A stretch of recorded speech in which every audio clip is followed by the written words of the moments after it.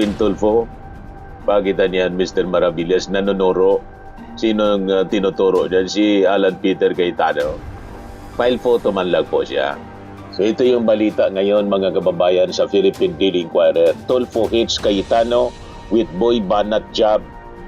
Relax, flood. Kaya sabi ni Erwin Tulfo, Senator Alan is complicating things. We have made it clear several times that the Blue Ribbon Committee will begin its work after the State of the Nation address. And we will set a schedule, okay? We will investigate it, sabi po ni Tulfo. NBI Director Melvin Matibag, who is currently in Cebu, says the Bureau is set to subpoena officials of the Philippine Southeast Asian Games Organizing Committee over alleged irregularities in the 2019 Southeast. Nagbabagang mga balita at pagtalakay sa mga isyu ng lipunan. Bulsa, opinyon, banat at paglalantad sa katotohanan. Bulsa, what you see is what you get. You decide. Hello po mga kababayan, si Dante Maravillas. Binanata ni Senator Erwin Tulfo, mga kababayan, si Alan Peter Cayetano dahil sa kanyang pagla-live selling uli at sinabing itutuloy nila yung investigasyon sa flood control dahil po sa planong pag-imbestiga ni NBI Director Melvin Matibag sa Caldero. Gustong gumanti mga kababayan si Alan Peter Cayetano.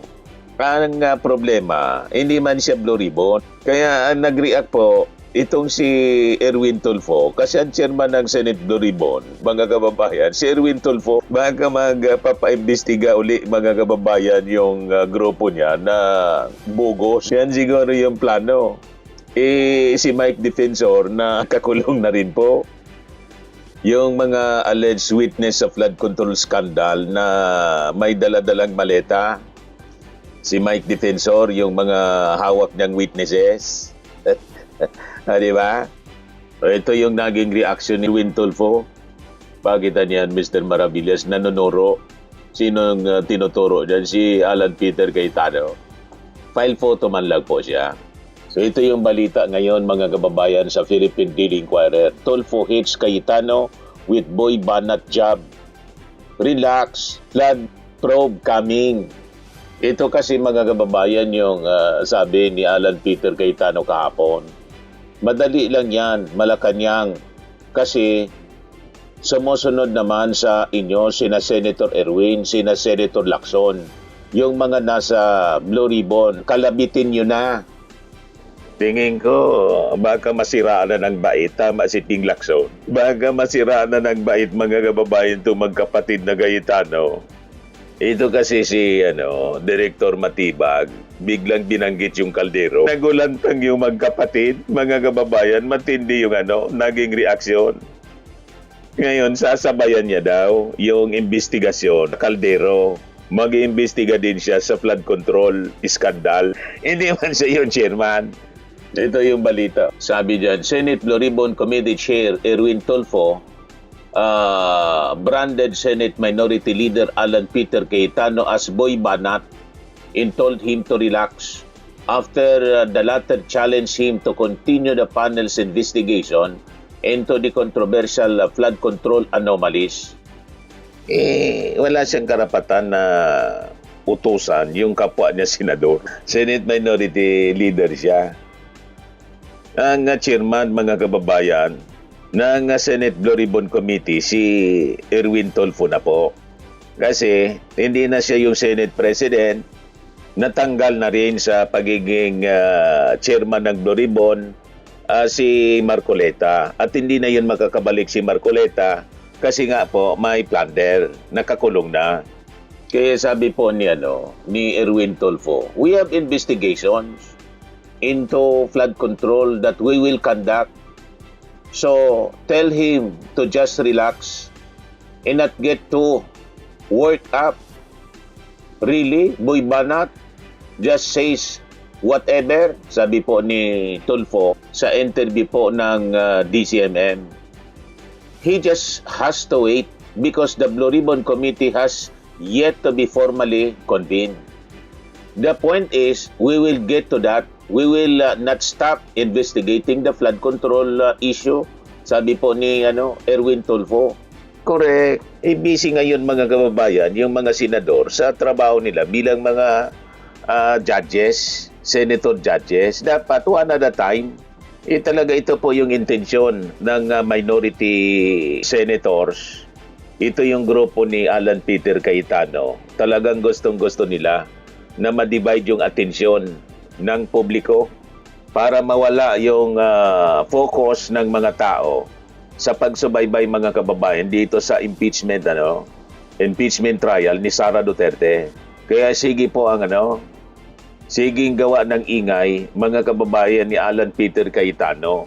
Hindi man siya minensyon ni Director Matibag, masyado siyang apektado. Wala bang pangalan po na minimensyon? At sabi nga natin, at sabi din ng Palasyo Malacanang, kung wala man siyang ginawang mali noon, di ba? Bilang NP committee chairman. So bakit siya nagre-react? Dapat hindi siya nagre-react at dapat i-welcome niya yung investigasyon ng National Bureau of Investigation.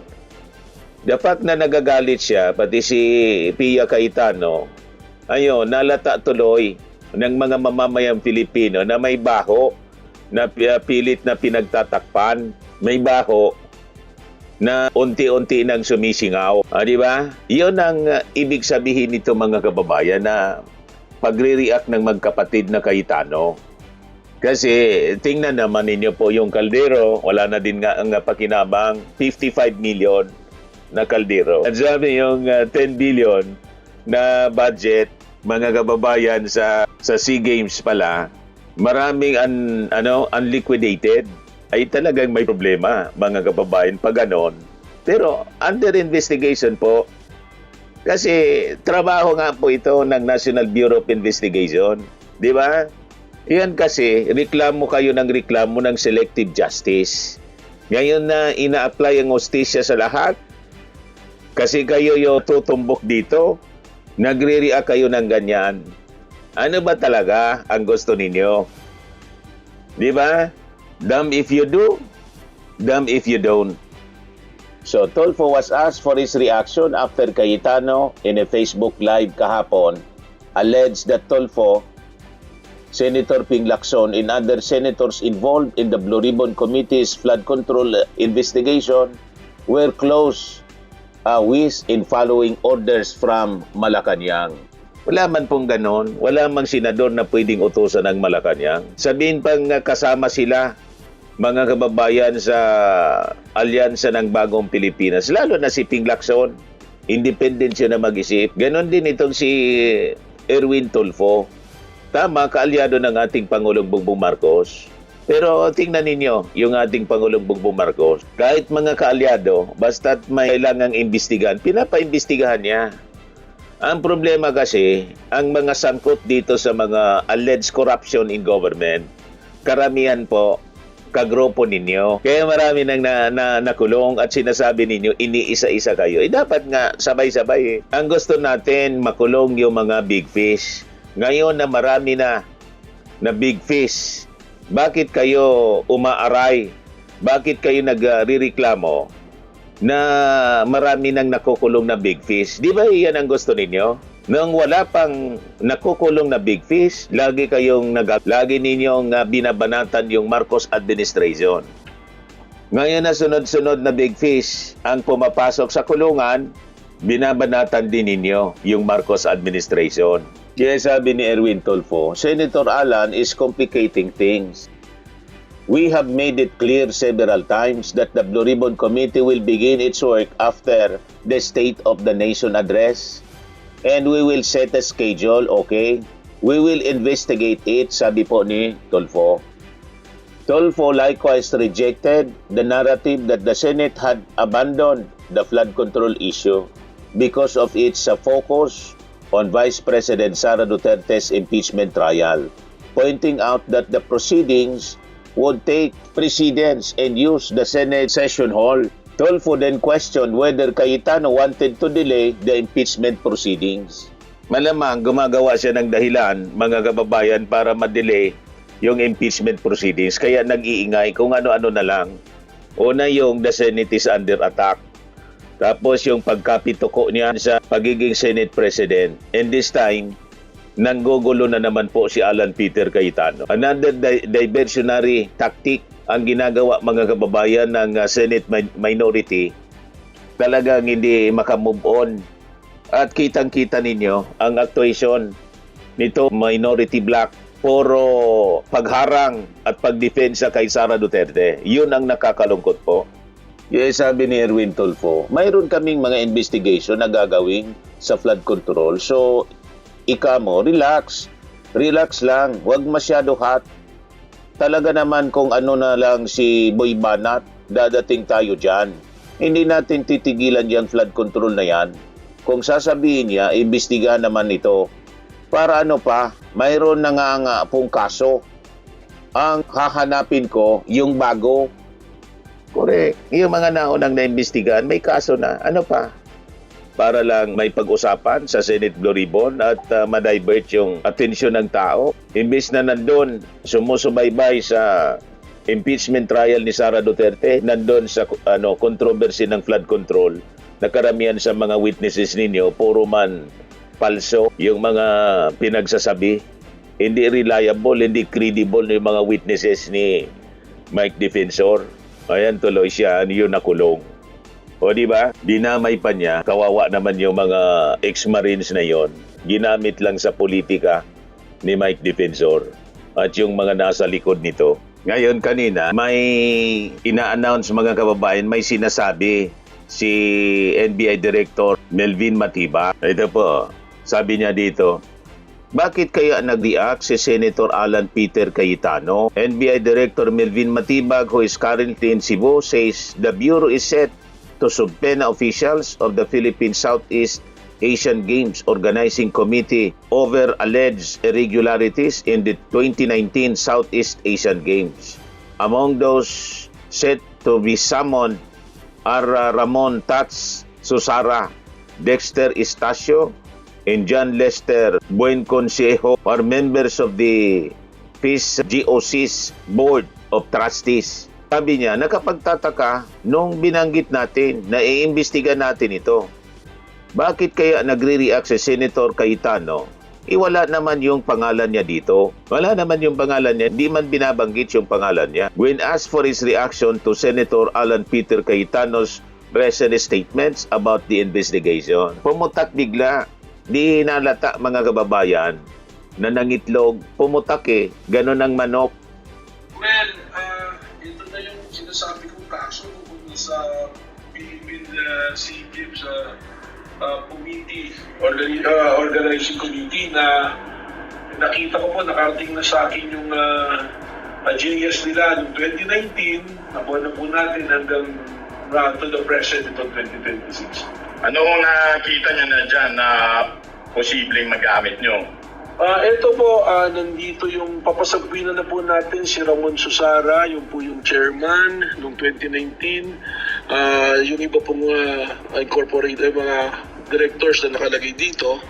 Kasama rito po yung CFO nila, si Dexter Estacio at yung corporate secretary na si Lester Buenconsejo. So tinignan ko po yan, tapos kinuha po natin itong 2019, lumalabas po itong 2019 ay sila pa rin yung si Susara pa rin po ang chairman at president at si Estacio pa rin ang CFO at si Buenconsejo pa rin ang corporate secretary. Meron lang akong na-notice dito, nakakapagtaka, nung binanggit natin na imbestigahan natin to, bakit kaya nag-react si Senator Cayetano, Peter Cayetano? Parang nananadya talaga itong si Matibag. So ito po yung isang Mauulol na nito si Cayetano. natin kung sila sa Sara to explain Baka mabaliw. Senator Cayetano. Dahil officially, based on the record po ng SEC, yung hawak nating papel ngayon, hindi po naman lumalabas yung kanyang pangalan. Wala naman pala yung pangalan niya Sa chairman sa Board of Trustees at saka sa chairmanship position? Wala po, kaya po merong sakali na lalabas ditong issue ng... No matter the weather, AI baka dapat wala si Pangamba dahil wala siya rito, pero may malaking katanungan na bakit lumulutang siya sa publiko. Parang siya yung chairman nito. So ito yung siguro dapat bang masagot. At hawak ko na rin dito yung mga financial statements na mga may rental na Lalong iinit ang ulo nito ni Alan. 300 million plus na consultancy. So, saka nakuha ko na rin po yung audited financial statement. Uusok na naman ito si Alan. So, ito po. Ito po yung mga dokumento na matisag. So, may isasabi na kayo mga dokumento at mga tao sa Lunes. Sa Lunes po, mag-issue tayo ng subpoena para sa Magsusubpoena na. Si Ramon Susana, si Dexter Estacio, John Lester Bensuceso, ating mga director, at Testificando and Dulces Teco po ito. Papadala natin. Okay, salamat po, Director. Salamat po. At, Tapos, mga kababayan, so yan ang mga mainit na balita ngayon mga kababayan. Abangan natin yung pagsubpena ng NBI. Baka kahit wala yung pangalan ni Alan Peter Cayetano, inguso si Alan. Usually ganon, di ba? May testigo ng didiin kay Alan Peter Cayetano. Kaya natataranta ngayon mga kababayan. Gustong rumishback. Pinag-iinitan yung flood control. Nag-imbestiga na po sa flood control. At hindi man po siya yung chairman ng Blue Ribbon. Di ba? So, maghintay siya. Sabi ni Erwin Tulfo, after the SONA, so next month, kailan ba yung SONA? Sa third week yata ng o fourth week nitong buwan, mga kababayan ng SONA. So after the SONA, maghintay po kayo. Huwag masyadong hot, sabi ni Erwin Tulfo. So anyway, yan man lang po ang mga developments ng mga balita ngayon. Ako po si Dante Maravillas. Bye-bye po. God bless. Swimming and lifting cream, pinapahid po sa mga pulses in affected area. Mainam po sa paninigas ng mga kaso-kasuan.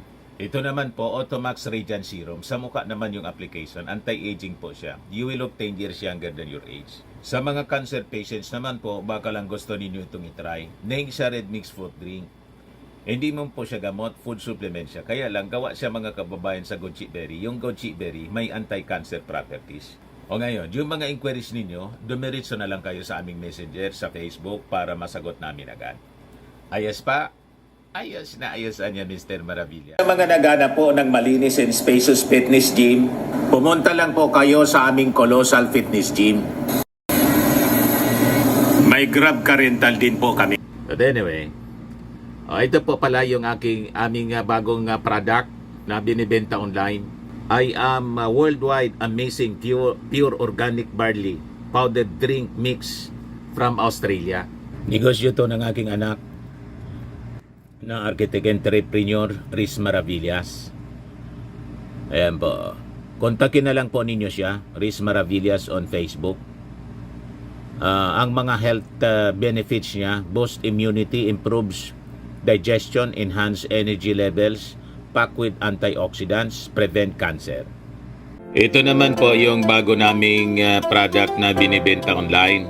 Eye Glow Serum, whitening po siya. Tingnan ninyo yung epekto sa aking anak na architect before and now. Yung mga inquiries po ninyo, dumiretso na lang kayo sa kanyang Facebook account, Riz Maravillas.